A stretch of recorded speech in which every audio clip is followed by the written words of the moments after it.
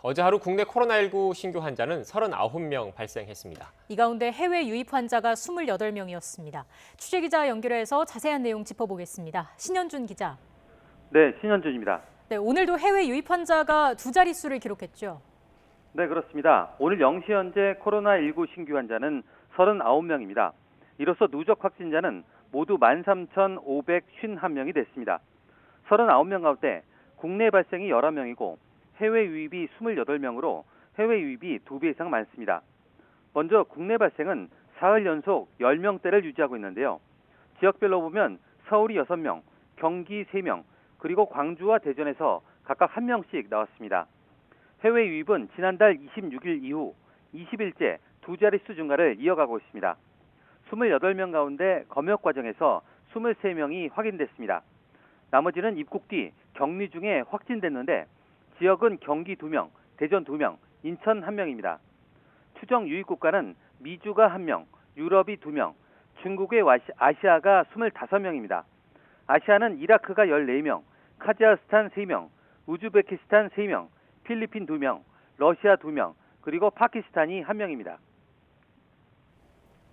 오늘 정오 기준 국내 주요 발생 현황도 정리해 주시죠.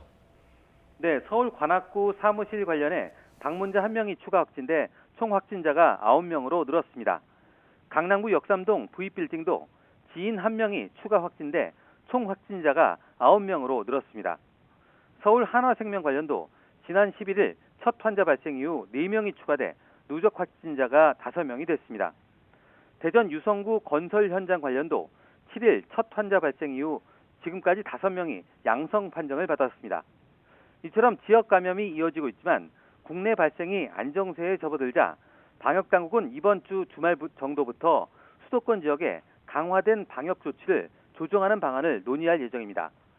방역당국은 국내 확산 속도가 둔화하고 있지만 언제든지 집단 감염이 발생할 수 있다며 아직 안심할 상황은 아니라고 주의를 당부했습니다. 네, 이렇게 지역 감염이 비교적 안정화된 데에는 광주가 사회적 거리두기 단계를 2단계로 올린 영향도 있다고요. 네, 그렇습니다. 광주는 지난 2일 사회적 거리두기 단계를 2단계로 올렸는데요. 특히 시민들의 이동량이 많이 줄었습니다. 거리두기 단계를 올린 이후 시민들의 일주일 이동량이 전주에 비해 24.1% 감소한 겁니다. 특히 지난 12일, 즉 지난 일요일 이동량은 사회적 거리두기가 상향되기 전인 7월 1일에 비해 42%나 감소했습니다.